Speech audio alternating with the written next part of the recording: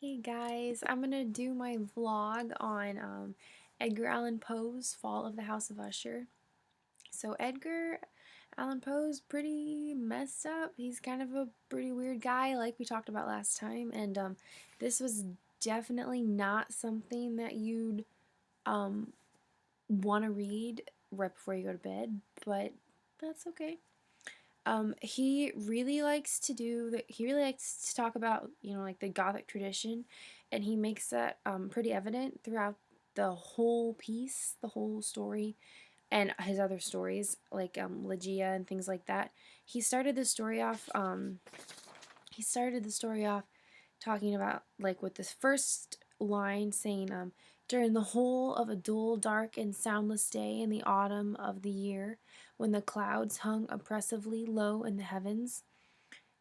That's kind of setting up the mood, the whole dark mood, and then as well as taking like the first few paragraphs to describe the decaying, eerie, dark, moldy castle, and there's a whole storm going on and things like that. And then the narrator comes because he's coming to he's coming to the house of Usher because he received a letter from Roderick Usher saying that he is ill and he's suffering from a mental disorder.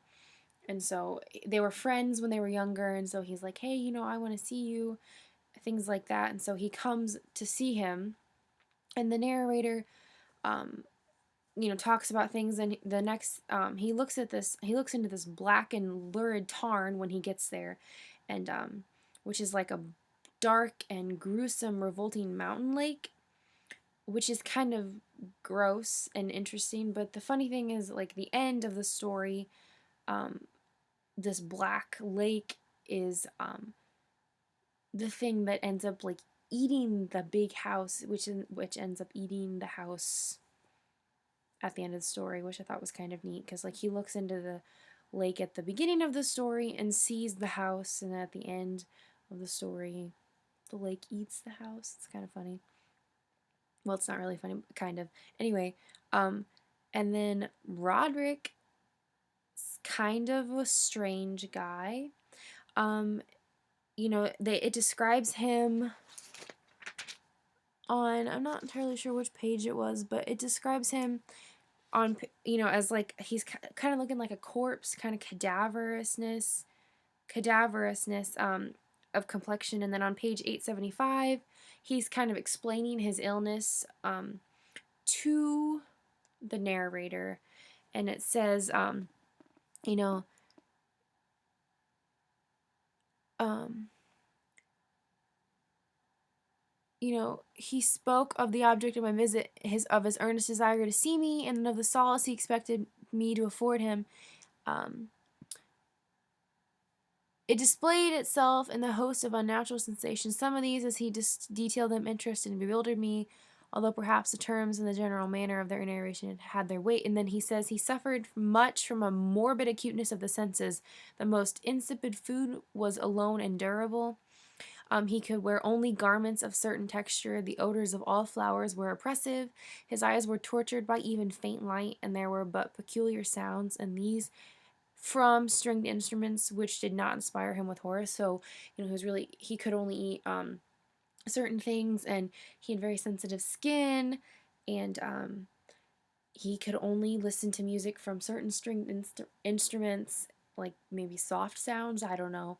And that was kind of interesting. And then on page, I think it's 880 or something like that, the narrator even says, I'm not entirely sure how he says it, but he calls him a hypochondriac, which I thought was kind of interesting. And then the next thing I'm going to talk about is I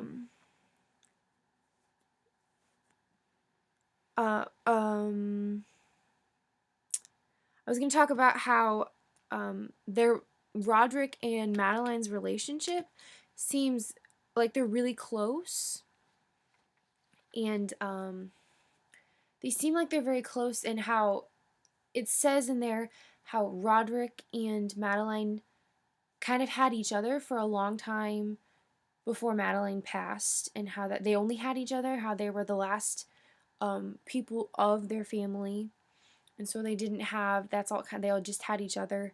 And it even says on page 876, um, of a tenderly beloved sister, his sole companion for long years, his last and only relative on earth, and that, his decease um, would leave him the last of his ancient race of the ushers, which the narrator says could also have led to the fact that Roderick was so sick. But I just thought that was interesting that, they were so close, and so her passing kind of may have led to his delusions and things like that. And then on page 877, the narrator brings up this poem. It's called The Haunted Palace, and I'll just read part of it because it's kind of long. But the Haunted Palace is this palace that is, haunted, and it has evil things in it. And I kind of took it as maybe he's comparing it to the House of Usher, and how maybe the narrator sees it as the House of Usher kind of haunted and has evil things in it, and how he was kind of just comparing that, but in an indirect way. I don't know, but I'll read part of it. So it says, in the greenest of our valleys, by good angels tenanted, once a fair and stately palace, radiant palace, reared its head in the monarch thought's dominion. It stood there. Never seraph spread opinion over fabric half so fair. And then, but evil things and robes of sorrow assailed the monarch's high estate. Ah, let us mourn, for never morrow shall dawn upon him. Desolate, and round about his home, the glory that blushed and bloomed is but a dim remembered story of the old time entombed. And then the last one, and travelers now within that valley through the red litten windows see vast forms that move fantastically to a discordant melody, while like a rapid, ghastly river through the pale door, a hideous throng rush out forever and laugh but smile no more. So like I said, I just kind of took that as maybe this haunted palace. The narrators tried to compare it to the House of Usher in an indirect way. I don't know. And then we'll go to, I'm not entirely sure what page it page it is. It's page on 881. Towards the end, Roderick Usher comes in, and this is after a few things happen in the story, but I'm not gonna go over them. But Roderick Usher comes in, and he's kind of, this is after they bury his sister and things like that. But he's kind of lost his mind, and he's asking the narrator, "Have you heard it? Did you see it? Have you not seen it?" And the narrator's like, "What are you talking about? You're delusional."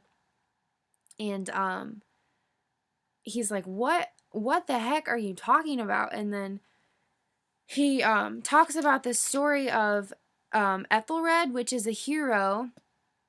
And he explains the story, and I'm not going to go over the story, but he throughout the story, he kind of breaks off and he goes back to what's going on right now, through right now in the actual story that we're reading, and then he goes back to the story of Ethelred again. And this whole time, I'm assuming that Roderick is still kind of I don't know what he's doing, if he's listening, if he's kind of delusional still, if he's focusing on these noises that he's hearing, or if I'm not sure what he thinks he's hearing. We find out what he's hearing at the end, but I'm not going to spoil it yet. But I don't know what he's doing. And then the story ends. The story of Ethelred ends, with him being the hero, and then the narrator finally hears what Roderick is trying to tell him he's been hearing the whole time, and it's his sister. He thought it was a sister knocking on her coffin. So for the past maybe, I don't know, 3 days or so, he's been thinking that he's been hearing his sister knock on the coffin, trying to get out. Maybe she wasn't dead the whole time. I don't know. And then he says that he can hear her heartbeat, and that means that she's alive, and he thinks that she's standing at the door. And he says, "Now you hear it?" "Yes, I hear it, and have heard it long, long, long, many minutes, many hours, many days have I heard it. Yet I dared not. Oh, pity me, miserable wretch that I am. I dared not speak. We have put her living in the tomb. Said I not that my senses were acute? I now tell you that I have heard her feeble first movements in the hollow coffin. I heard them many, many days ago, yet I dared not speak." And then he says a few more things, and at the end he goes, "Madman, I tell you that she now stands without the door."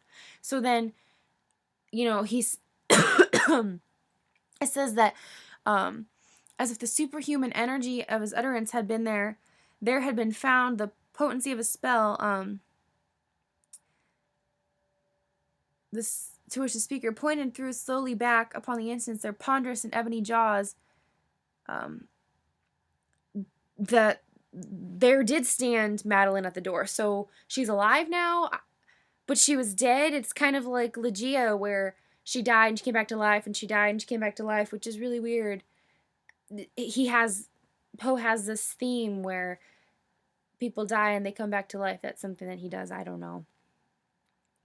But like, she comes back to life and she's standing outside the door, but she remains there trembling, and then she has like this low moaning cry, and then she like throws herself on her brother and kills him. And then the narrator runs away and watches the house fall into the Black Lake. I don't know. I don't really get the ending. I'm not entirely sure what the whole point of all that was.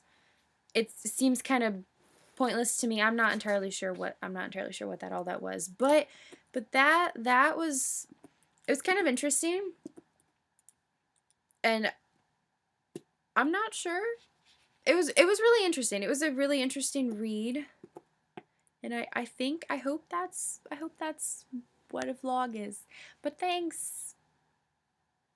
Bye.